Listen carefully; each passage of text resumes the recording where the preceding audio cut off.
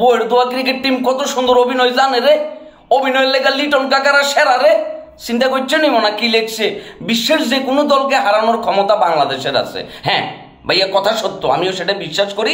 তবে এই হারানোর সক্ষমতা শুধুমাত্র ফেসবুকে আর সংবাদ সম্মেলনে। সংবাদ সম্মেলনে তো আপনারা অস্ট্রেলিয়াকে হারাই এ পর্যন্ত চারটা বিশ্ব আইসিসি চ্যাম্পিয়ন্স ট্রফি দিতে গেছেন, এবং ইন্ডিয়াকে হারাই ফেসবুকের ভিতরে পাঁচবার মনে করো যে আমরা এশিয়া কাপের ট্রফিও কি বাসার ভিতরে তুলিয়ে আনছি, কিন্তু ট্রফিগুলো জাস্ট দেখা যাইতেছে না। ভাইয়া, ছাপাবাজির তো একটা লিমিট আছে। এই যে আজকে বইয়ের দোয়া সান্ডার এ টিম পাকিস্তান ভার্সেস বাংলাদেশ, বইয়ের দোয়া সান্ডার বি টিমের খেলা। এই কফিলের ছোট ছেলেরা যে আজকে পাকিস্তানের বিপক্ষে নামবো, দোয়া করা ছাড়া তো আর কোনো উপায় নেই। তিনটা ম্যাচ আমরা ধরে নিতেছি যে তিনোটা ম্যাচই কি তারা খুব দুর্দান্ত বাজেভাবে হারি পাকিস্তানের সাথে পাক ওয়াশ হইব।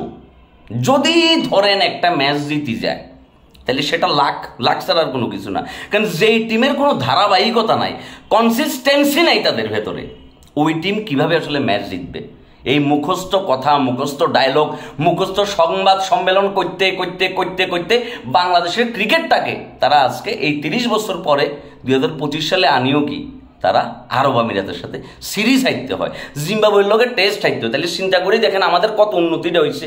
অথচ এই লোকগুলা বেহাইয়া নির্লজ্জের মতো সাংবাদিকদের সামনে সংবাদ সম্মেলনে বারবার করে বলবো আমরা শিখতেছি, আমরা শিখবো, আমরা এখনো ভালো ক্রিকেটটা কিভাবে খেলা যায় সেই চিন্তা করতেছি। বিপক্ষ টিমকে সেটা দেখার বিষয় না, আমরা কিভাবে ভালো পারফরমেন্স করবো আমাদের মনোযোগ এখনো সেই দিকে। আমরা বিশ্বাস রাখি বাংলাদেশ বইয়ের দোয়া ক্রিকেট টিম ফেসবুকে যে কোনো ক্রিকেট টিমকে হারাবার ক্ষমতা রাখে, এবং বিশ্বে আমাদের সাথে বড় ছাপাবাজ টিম এই পৃথিবীর ক্রিকেটের বুকে নাই। সিরিজ খেলার দরকার ছিল সৌদি আরবের লোকে, এই সিরিজ তারা খেলবে লেগেছে কার সাথে? পাকিস্তানের সাথে। যাই হোক, রিজওয়ানরা নাই, বাবররা নাই, দেখো কিছু একটা করতে পারো কিনা পাকিস্তানের লাতুরা বাচ্চা এগুনের লোকে।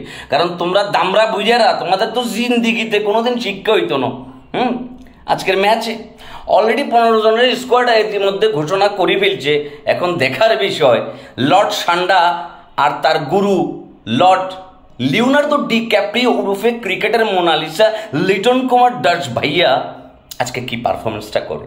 আমাদের বলাররা যারা হয়েছে কি আরব আমিরাতে জিতানোর জন্য সর্বোচ্চ লেভেলের জঘন্য বোলিং করছে, সেই সকল বলাররা আজকে কেমন বোলিং করে এটা দেখার বিষয়।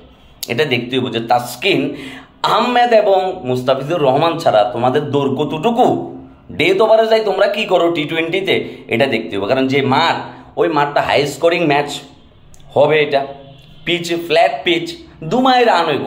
এখন দেখা যাক যে তোমরা তাদের বোলিংয়ের আন্ডারে 130 রানে নিয়ে অল আউট হয়ে যাও। তোমাদের তো স্বভাব খারাপ। যাই হোক, সবাই সান্ডার দোয়া ক্রিকেট দলের জন্য দোয়া করবেন, আর নিজেদেরকে টাইগার পরিচয় দিও না ভাইয়া। যদি ম্যাচ জিততে পারো সেক্ষেত্রে আবার দেখা হবে, কিচ্ছু করবেন নাই।